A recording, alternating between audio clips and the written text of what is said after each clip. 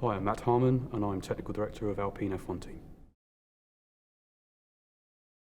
As Technical Director of the Alpine F1 team, I have technical responsibility for all car programs relating to chassis, power unit, the integration thereof, and ensuring that we achieve optimal lap time at all times and delivery of that to the circuit.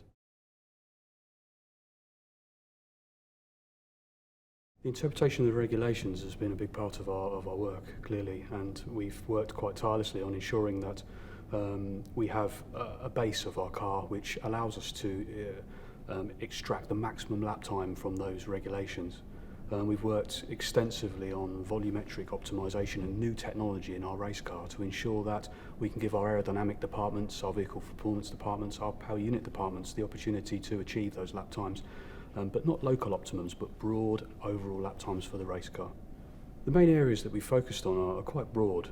There are some highlights that you will see from the many publications on the new regulations.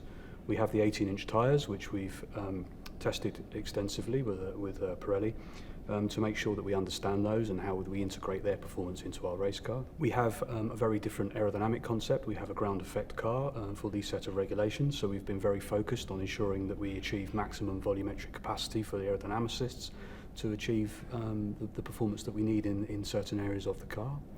We will notice that we have a very different front wing concept of this car. We don't have pylon areas in there, and that gives us some crash implications that we needed to ensure we could achieve. We also have some very, very different safety regulations on this car. The chassis is a lot stronger than the previous chassis, but we also have achieved that within a very strict mass framework. So that's been a very big piece of work for the team.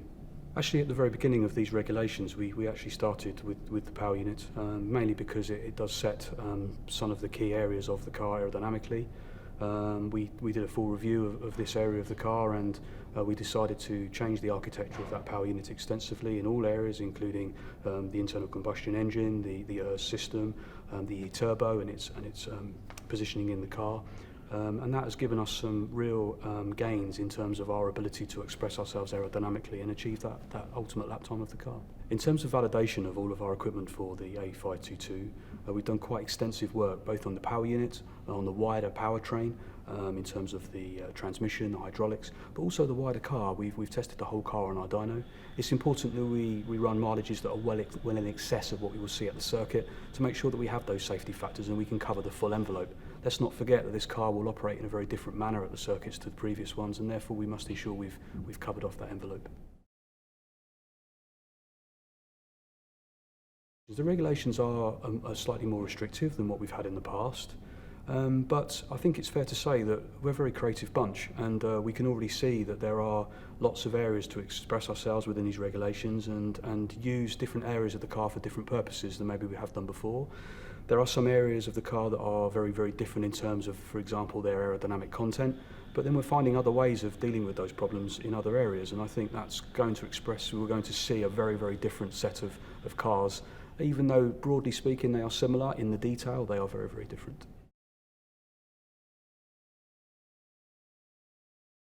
In terms of the Viri and Endstone integration, I think we start off with saying that we are a works team and we need to make 100% use of that benefit, and we have done. So from the very start of our program, we worked closely together to actually start off with the people, start off how we integrate the people first, how we integrate the functions, and then from that comes very, very good engineering conversations, and from that becomes excellent engineering solutions.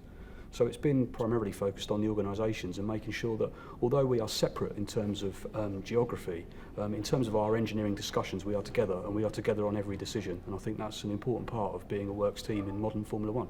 We started working on this car actually back in 2019. At that point in time it was destined for 2021. The world had a big change at that point and the regulations were moved back 1 year, but in essence we have been developing this car since 2019. We started exclusively on the backbone of the car, making sure, as I've mentioned earlier, of the power unit and the powertrain systems, and also the technology that support those powertrain systems.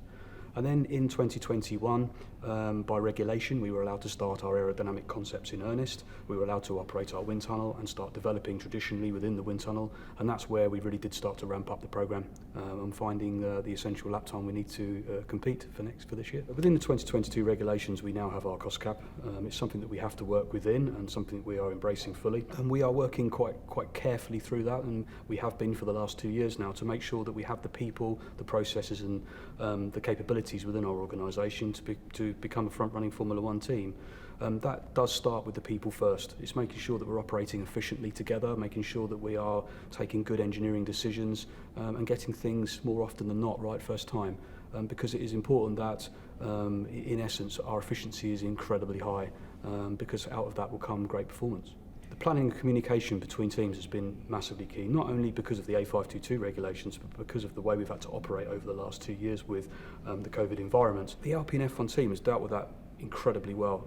I'm very proud of every single team member in the way that we've approached that and the way that we've embraced that way of working.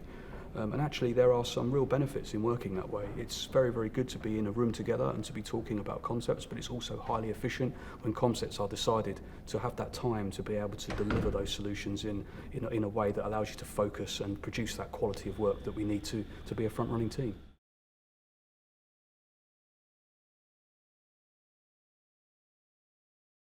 The RE22 is a power unit that we've reviewed back to front. We have looked at every aspect of it in terms of its integration into the chassis, its base performance, and the combination of the two. We've looked at the system and its attributes. We've looked at the ICE. We've looked extensively on the structures that support the ICE, and we've also looked at some of the electrical machines in terms of the MGK and also the E-Turbo, making some quite big changes in that area to complement the A522 architecture, and again to allow us to extract maximum performance from both the power unit, the chassis and the combined product of the two.